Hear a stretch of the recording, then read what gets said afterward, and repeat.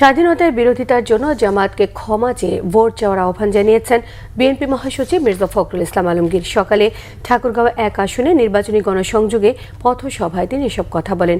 মির্জা ফখরুল জানান, দলের চেয়ারম্যান তারেক রহমান জানিয়েছেন, বিএনপি ক্ষমতায় গেলে ১০,০০০ টাকা পর্যন্ত যাদের কৃষি ঋণ আছে সুদসহ তা মওকুফ করা হবে।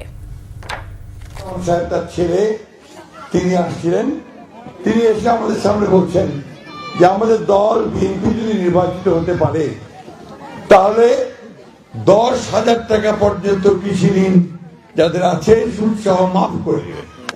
যারা বিএ পাস করছে, এমএ পাস করছে, শিক্ষিত বেকার আমাদের ভাই বোন, তাদের জন্য তিনি 18 মাসে ১ কোটি কাজের ব্যবস্থা করবেন।